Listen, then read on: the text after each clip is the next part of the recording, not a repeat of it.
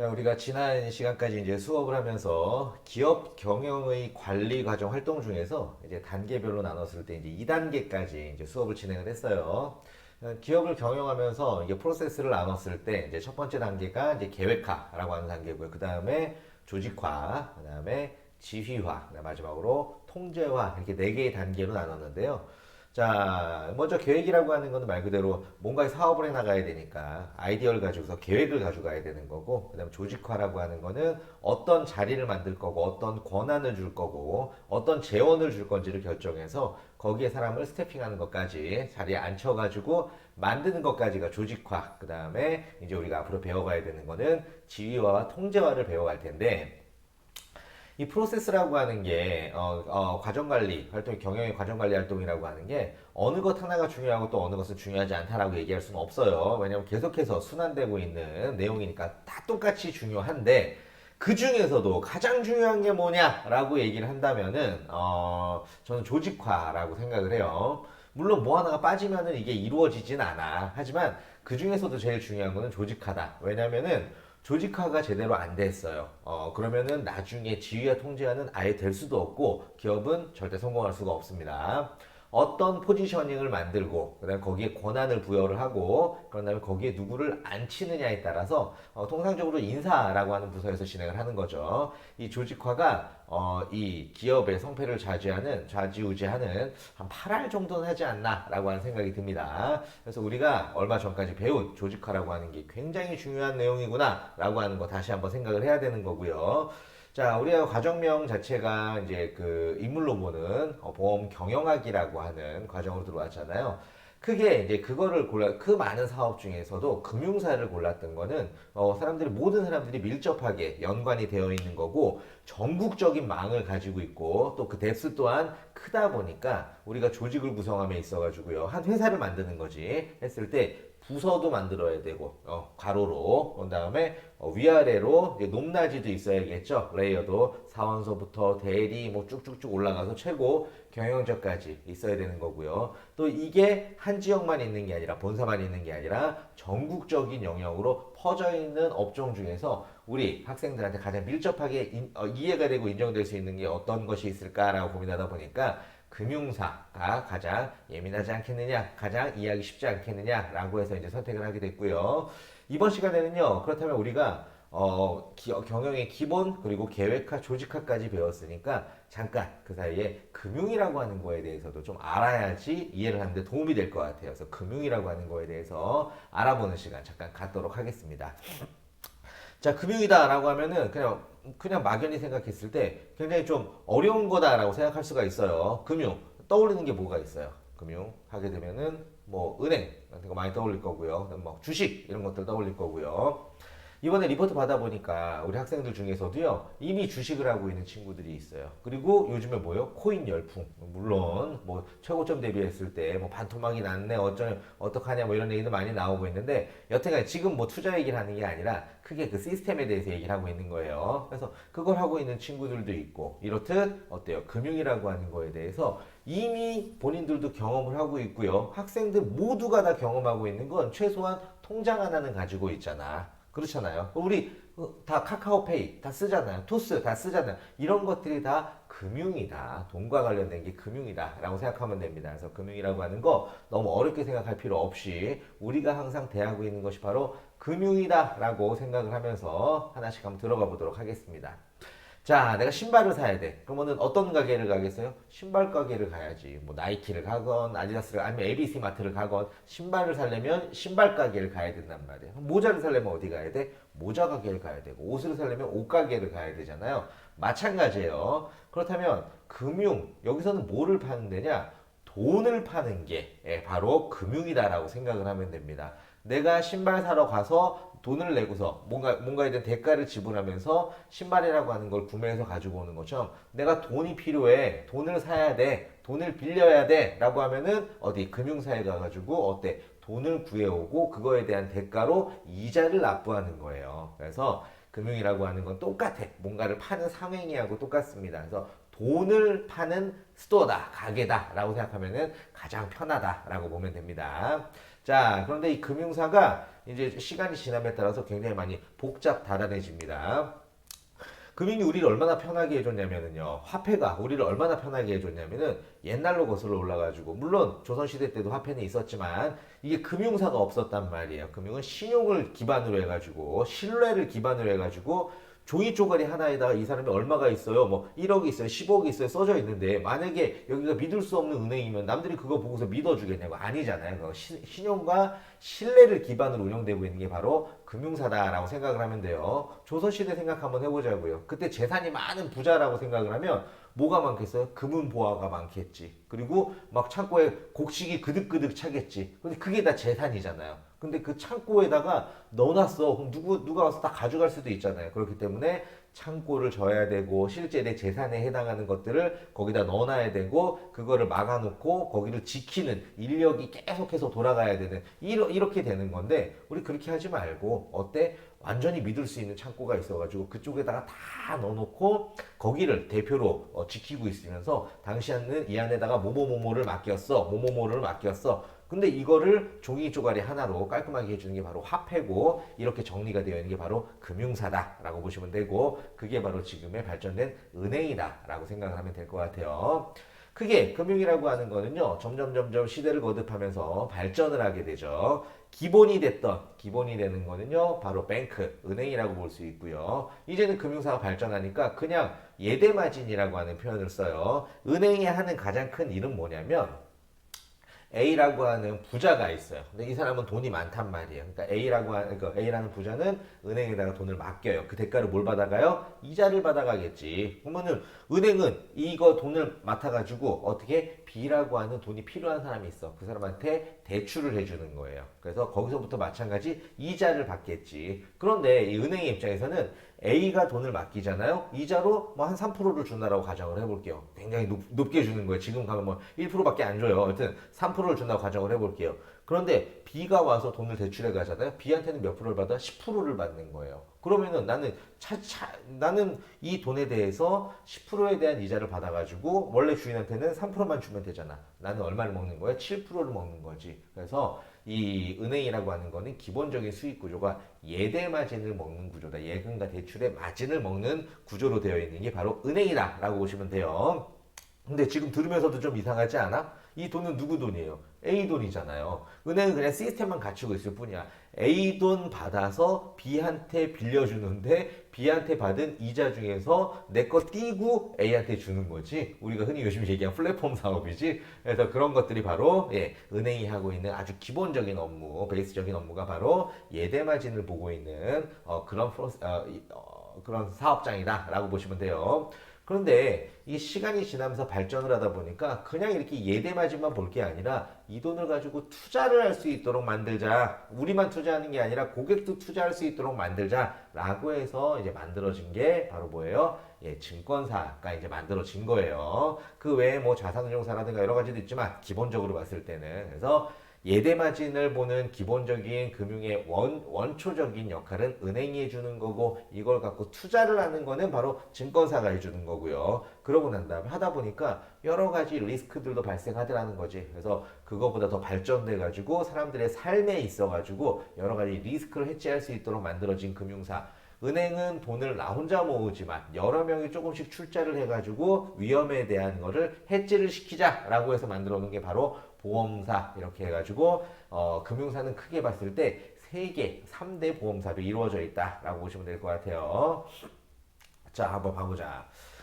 우리나라의 금융사를 보니까 크게 봤을 때 은행이 있고요. 그 다음에 비은행이 있고요. 그 다음에 보험사가 있고요. 금융투자업이 있어요. 그래서 약간 복잡해 보이지만 은행 같은 경우에는 일반 은행이 있고요. 특수은행이 있는데, 그다음 비은행이라고 하는 거는 이제 상호저축, 우리 OK 저축은행 뭐 이런 것도 정확한 그 상호를 얘기하면 안 되는데 뭐 저축은행이라든지 뭐 이런 것들.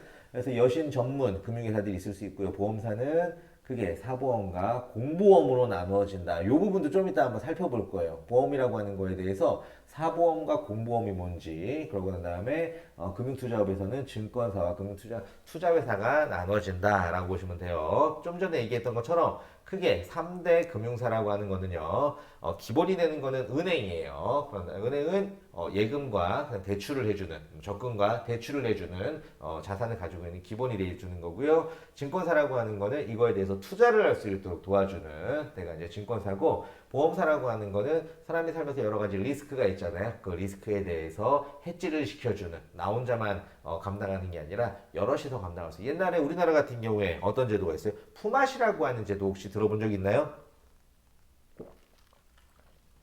우리나라 농촌 네, 지금도 가면은 품앗이를 많이들 이제 하시는데 지금 많이 줄어들었지만 여튼 하게 되는데, 우리나라 농촌 사회였으니까, 농업 사회였으니까 다들 농사를 지으면서 사는데 막 바쁠 때가 있다. 특히 막 모내기를 해야 돼. 그런데 10명, 10개의 가구가 있는데 밭이 10개가 있다고 쳐볼게요. 그러면 전부 다 가가지고 A는 자기 밭, B는 자기 밭, 각자 자기 밭, 자기 논에 가가지고 농사를 막 지는데, 모내기, 논이니까 논에서 농사를 짓게 모내기를 하겠지.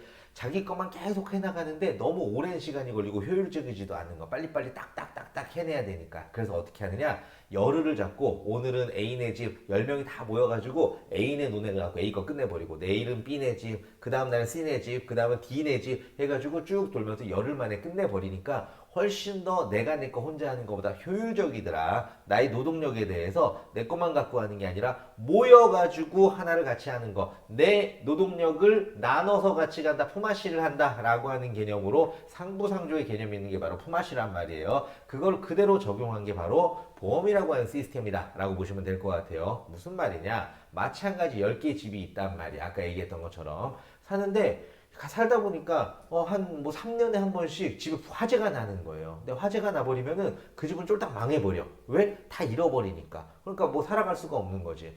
그래서 우리가 뭐 돈을 좀 모아보자. 한 달에 10집이 각자 얼마씩 크게 부담되지 않은 선에서 각출을 해가지고 그 돈을 모아놨다가 10개의 집 중에서 한 집에서 불이 나잖아? 그럼 그 돈으로 그 집은 다시 재생할 수 있도록, 살아날 수 있도록 하는 거지. 그럼 딴 집이 내가 냈던 돈에 대해서 다시 돌려줘 라고 얘기하나? 그러지 않아요. 이 사람 불났으니까 안타까우니까 가져가는 거지. 그래서 저축과 보험의 가장 큰 차이는 뭐냐? 저축은 나 혼자 돈을 모으는 게 저축인 거예요. 보험이라고 하는 건 뭐예요? 여러 사람이 돈을 모으는 거예요. 목적은 뭐를 위해서? 갑작스럽게 발생할 수 있는 위험, 리스크를 대비하기 위해서 여러 사람이 돈을 모았다가 그 이벤트, 리스크, 위험을 당한 사람한테는 그 돈을 줌으로써 잘 이겨낼 수 있도록 도와주도록 만든 제도가 바로 보험이다라고 생각하시면 돼요. 그래서 이렇듯 금융사가 크게 봤을 때 은행, 그리고 이제 증권사, 그리고 이제 보험사 이렇게 나눠가지고 계속해서 이제 성장을 해나가고 있다라고 보시면 되는데, 좀 전에 선생님이 얘기했던 것처럼 이 보험이라고 하는 거는요, 사보험이 있고요. 그 다음에 뭐가 있어? 그 공보험이 있습니다. 사보험이라고 하는 거는 사사로이, 내가 그 이익을 목적으로 생겨나 있는 그런 회사고요. 공보험이라고 하는 거는 나라의 복지 차원에서 만들어 놓은 게 바로 공보험이다라고 보시면 될 텐데, 복지국가라고 하는 거는요, 말 그대로 국민들이 잘 살아갈 수 있도록 여러 가지 제도가 마련되어 있는 건데, 우리가 흔히 알고 있는 복지국가 어디서 유럽에 가면 많이 있잖아요. 유럽의 뭐 선진국이라고 얘기하는 데들, 유럽은 복지가 되게 잘 돼 있어, 캐나다는 복지가 되게 잘 돼 있어, 이렇게 얘기를 하잖아요. 왜냐면은 거기는 살아가면서 크게 리스크가 없기 때문이에요. 리스크가 발생하더라도 같이 공동체가 감당해 주기 때문입니다. 물론 유럽에 여행 다녀오고 미국도 여행 다녀오고 한 친구들이 있겠지만, 실제로 유럽을 가잖아요. 우리가 그냥 막연히 생각했던 것처럼 애들 그렇게 잘 살지 않습니다. 다 비슷하게 살아가요. 그런 얘기들이 있어요. 이탈리아 막 하면 뭐 장인이 막 명품을 만들잖아요. 막 우리가 막 이름만 대면 알만한 명품들 많이 있잖아요. 막 가방도 그렇고 뭐 이런 것들. 걔네들은 그걸 만들지만 살 수 있는 돈이 없어요. 만드는 건 전부 다 유럽에서 만들지만 사는 건 전부 다 한국, 중국, 일본에서 다 산다 그래요. 왜? 부자들은 이쪽에 다 있으니까. 실질적으로 우리가 그 복지국가라고 하는 선진국가대에 가잖아요. 그럼 친구들이 생각보다 돈이 별로 없습니다. 왜 돈이 없느냐? 급여가 작은 게 아니라 돈을 받아가지고 그걸 다시 다 내요. 세금하고 사대보험 이런 걸로 50% 이상을 다 내버리니까 공동체의 기금이 많은 거예요. 그러다 보니까 공동체 내에서 어떤 위험을 맞은 사람들, 이런 사람들에 대해서 복지가 잘 돼 있는 거지. 그래서 오늘은 공보험에 대해서도 우리가 한번 알아보려고 합니다. 리스크가 있는 곳에 보험이 존재합니다. 사람이 죽을 위험이 있기 때문에 종신보험이 있는 거고요. 불날 위험이 있기 때문에 화재보험이 있는 거고요. 사고 날 위험이 있기 때문에 자동차 보험이 있는 거다. 이렇게 생각하면 되는 거예요. 자, 우리나라도 이제 복지국가로서 이제 만들어 가는데 크게 전 국민이 당연스럽게 맞이할 만한 위험과 관련해서 야 이거는 있는 사람은 보장받고 없는 사람은 보장 안 받으면 안 되겠다. 모두가 똑같이 요 정도의 보장은 받아야겠다. 라고 해서 만들어 놓은 게 바로 공보험이라고 생각을 하면 됩니다. 흔히들 4대 보험이라는 표현을 쓰는데요. 이 4대 보험은 둘로 나눠집니다. 이게 4개인데 4대 보험이 이 4개인데요. 이 4개가 또 둘 나눠져요. 어떻게 나눠지느냐? 이쪽 2개는 모든 국민이 보장을 받아야 되는 모든 국민이 동일한 리스크가 존재해 라고 하는 게 있고요. 두 번째, 여기 둘은 뭐냐? 직장인의 리스크가 존재해. 그렇기 때문에 직장인은 가입을 해야 돼 라고 되어 있는 겁니다. 그렇기 때문에 요쪽에 있는 2개는 직장을 다니던 말던 모든 국민이 다 가입되어 있는 거고요. 네, 요쪽 2개는 어떻게 되어 있어요? 직장을 다니는 사람만 가입이 되도록 되어 있어요. 요 2개가 뭐냐? 사람은 어떤 위험이 존재하느냐? 늙을 위험이 존재해. 이거는 어느 누구나 그럴 수밖에 없는 거잖아요. 또 한 가지 사람은 아프거나 다칠 위험이 존재한단 말이에요. 그렇기 때문에 이 2가지 국민연금이라고 하는 거 그리고 건강보험이라고 하는 거는 나라에서 전 국민이 다 가입하세요 라고 되어 있는 4대 보험 중에서 첫 번째가 국민연금, 그 다음에가 건강보험 이렇게 보면 돼요. 리스크는 국민연금은 사람이 늙을 위험을 대비해서, 그 다음에 건강보험은 사람이 다치거나 아플 위험을 대비해서 만들어 놓은 게 국민연금과 건강보험이다 라고 보시면 될 테고, 자 직장을 다니는 사람한테는 어떤 리스크가 존재할 수 있겠느냐 라고 봤을 때 첫 번째, 잘릴 위험이 있어. 회사니까 잘릴 위험. 그렇기 때문에 고용보험이라고 하는 게 존재합니다. 그래서 내가 만약에 회사에서 잘리지 않더라도 여러 가지 이유로 인해서 자발적이지 않은 퇴사를 받게 됐어 라고 하게 되면은 실업급여라 그래가지고 실업인이지만 내가 기본적인 생활을 영위할 수 있도록 받을 수 있는 것, 또한 내가 일자리를 갖기 위해서 나에 대해서 개발을 해야겠어 라고 했을 때 국비, 이제는 좀 보일 거예요. 지나가다 보면은 내가 내 돈 내갖고 학원을 다니는 게 아니라 국비, 나라에서 돈을 내줘가지고 내가 학원을 다닐 수 있도록 해주고 있는 것들이 있단 말이에요. 이런 것들을 해주는 게 바로 고용보험이라고 하는 게 있어요. 그 다음에 두 번째는 다쳤는데 아까 다친 건강보험하고는 약간 달라. 건강보험은 어느 누구나 아프거나 다치면 건강보험에서 혜택을 받는 거지만 일하다가 다쳤어. 그 일하다가 다쳤으면 어떻게 되는 거예요? 치료비도 치료비지만 내가 일을 못함으로 인해 가지고 소득에 대한 보장까지도 같이 들어가 있는 게 바로 뭐예요? 산재보험이다 라고 보시면 될 것 같아요. 자, 그래서 직장인들이 의무적으로 가입해야 되는 건 2가지가 있어요. 고용보험과 산재보험. 고용보험은 무슨 위험 때문에? 잘릴 위험 때문에. 그리고 산재보험은 어떤 위험 때문에? 일하다가 아플 위험 때문에 치료비라든가 후유장애라든가 소득까지 보전해주는 게 바로 산재보험이다 라고 보시면 됩니다. 그래가지고 총 4대 보험이라고 하는 거는 이거 아까 설명한 거고, 4대 보험이라고 하는 거는 국민연금, 그리고 건강보험, 그리고 고용보험, 그리고 산재보험, 요 4가지. 국민연금은 늙을 리스크, 나이 들 리스크, 두 번째 건강보험은 아플 리스크, 그 다음에 세 번째 고용보험은 잘릴 리스크, 마지막 네 번째 산재보험은 일하다가 다쳐가지고 소득이 끊길 리스크. 그래서 요 4가지에 대해서 이거는 기본적으로 모든 국민들이 또는 직장인들이 보장을 받아야 되는, 이건 기본복지다 라고 하기 때문에 의무적으로 가입을 시켜놓은 게 바로 4대 보험이다 라고 보면 될 것 같습니다. 그런데 여기 한 가지가 더 추가가 돼요. 왜요? 우리나라가 막 쭉 고령 사회가 되다 보니까 평균 연령이 그 의료기술의 발전으로 인해 가지고 많아지다 보니까 노인 인구가 많아져요. 그러니까 전에는 평균 연령 자체가 1980년대 초중반만 하더라도 60세, 63세 막 이랬단 말이에요. 그러면 돌아가셨어요. 그런데 지금 평균 연령이 막 80세, 이제는 100세 시대다 그러고 나니까 나이든 노인 인구들이 많더라. 근데 그분들은 이거를 계속 자녀들이 뭔가 보살피기는 좀 제한되더라서 이 노인들에 대한 케어도, 실버 케어도 나라가 이제 복지를 감당해야 된다라고 해가지고 많이 생긴 게 요양원이라든지 아니면 재가복지센터라든지 이런 것들이 많이 생겨났잖아요. 이 친구들도 지나가다 본 적 있으시죠? 그러다 보니까 그것들을 개인이 돈 내가지고 영위하기는 만만치가 않다. 마찬가지 공동의 기금을 만들어서 하자라고 해가지고 2018년인가 17년서부터 2007년인가 8년서부터 시작이 된 게 바로 장기요양보험이라고 하는 게 시작이 됐습니다. 거기는 어때? 건강보험의 플러스 원, A- 뭐 이런 식으로 건강보험에 귀속돼가지고요. 하나 새롭게 만들어진 게 바로 장기요양보험이다라고 보면 될 것 같아요. 자, 이렇듯 우리가 의무적으로 가입해야 되는 보험도 있단 말이에요. 살다 보면은 이거를 공보험이라고 하는데 이거는 보험이라고 하는 거는 리스크가 존재하기 때문에 그거에 대한 위험을 같이 나누기 위해서 존재하는 거다. 그런데 이 보험료는 어떤 것 기준으로 내게 되어 있느냐? 나의 소득 대비했을 때 보험료를 납부하게 돼 있단 말이에요. 나의 소득 대비했을 때. 그런데 이 보험은 또 어떻게 내게 돼 있느냐? 내가 근로자고 사업주가 따로 있단 말이에요. 사장님이고 내가 이제 직원이에요.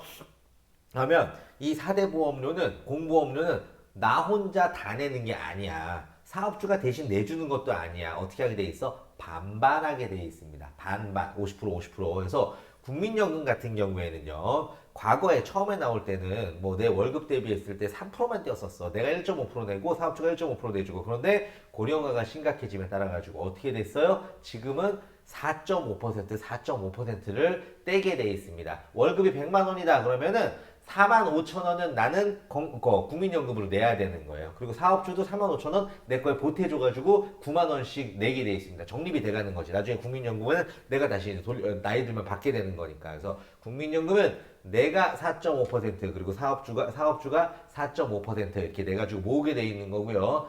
건강보험료는요, 약 한 3.7%쯤 되나? 지금 3.43%, 3.43%, 그 다음에 사업주도 3.44%. 그 다음 장기요양보험은요, 이 건강보험의 11%쯤 될 거예요. 11.52% 정도 하다 보니까 둘이 합쳐가지고 약 7% 정도를 건강보험료를 내야 되는데 그 중에 얘가 한 3.5%, 얘가 한 3.5% 낸다라고 생각하면 될 것 같아요. 이따 다시 한번 정리해 줄게요. 고용보험은 이제 회사의 규모에 따라서 달라요. 이제 150명 미만 사업장이냐 이상 사업장이냐에 따라 다르지만 통상적으로 사업주가 1% 플러스 그 다음에 근로자가 0.8% 1% 약간 언더 해서 합쳐갖고 약 2% 정도 낸다라고 생각하면 될 테고요. 마지막 산재보험만큼은 반반 내는 게 아니에요. 산재보험만큼은 근로자는 안 내고 누가 다 내요? 사업주가 다 내는데 이거는 업종별로 상이에요. 무슨 말이냐? 내가 안 받아도 위험이 있는 리스크, 뭐 공사장에서 일을 해. 그러면 리스크가 당연히 존재하잖아요. 그런데 그냥 앉아가지고 그냥 그 쓰는 사무직이야. 그러면은 좀 비교적 위험하진 않잖아요. 그래서 업종별로 보험료율이 다르긴 한데 통상 그냥 한 1% 정도 생각하면 될 것 같아요. 자, 정리하면은 그게 의무보험이 4대 보험은요. 리스크에 대해서 우리나라가 복지국가로 가기 위해서 당연히 사람이면 발생할 리스크에 대해서 공동의 기금을 만들어가지고 그걸 해지시키려고 하는 작업으로 만들어 놓은 게 바로 사회보험 공보험이다. 첫 번째가 늙을 위험을 대비하기 위해서 국민연금 제도가 존재를 하고요. 아플 위험을 대비하기 위해서 건강보험 제도가 존재를 하고요. 그다음에 잘릴 위험, 직장을 어쨌든 새롭게 구해야 되는 위험 이걸 대비하기 위해서 고용보험이 존재를 하고요. 일하다가 다쳐서 소득이 끊길 위험, 일을 더 이상 하지 못할 위험 이것 때문에 산재보험이 존재하는데 요거에 대해서 보편적으로 반반 사업자하고 근로자하고 반반씩 내더라. 예외 사항은 산재보험만 사업주가 다 내주게 되는데 반반 내주는 만큼이 얼마큼이냐? 국민연금은 9% 소득 대비했을 때 9%를 내야 되는데 반 나눠서 4.5, 4.5 내고 건강보험은 약 한 7% 내야 되는데 반 나눠서 3.5, 3.5 내고 그 다음에 고용보험은 반 내는데 사업주가 좀 더 많이 내긴 하지만 여튼 어바우트 1% 내고 그 다음에 그 산재보험료 같은 경우에는 사업주가 한 1% 정도를 낸다. 그래서 요것들에 대해서는 매월마다 사업주한테 청구를 합니다. 그럼 사업주는 월급에서 100만 원 주기로 한 월급에서 아까 얘기했던 건강보험료 4.5, 국민연금 4.5%, 건강보험료 3.5% 합치면 8%죠. 여기다가 거는 거예요. 고용보험 약 1%, 그러니까 약 9만 원이지 9% 정도는 원천징수해서 그 다음에 사업주 부담금인 약 11% 정도 보태가지고 한 20만 원 정도를 사대보험료로 납부하고 근로자한테는 약 한 91만 원 정도의 급여, 여기서 또 이제 세금도 공제해서 나가야 되는 거죠. 이런 식으로 진행되는 게 4대 보험에 대한 프로세스다라고 생각하면 돼요. 방금 얘기했던 것처럼 이 보험이라고 하는 거는요, 내가 당장 어떤 리스크를 만나기 전에는 이걸 굳이 내가 왜 갖고 있어 라고 생각할 수 있을지 모르겠지만 반드시 사람은 늙는단 말이야. 이걸 대비하기 위해서 나라에서 복지국가가 되기 위해서 만들어 놓은 게 뭐예요? 국민연금. 아플까 싶어서 만들어 놓은 게 건강보험. 잘릴까 싶어 만들어 놓은 게 고용보험. 그 다음에 일하다 다칠까 싶어, 소득이 끊길까 싶어서 만들어 놓은 게 산재보험이다 라고 생각하시면 될 것 같아요.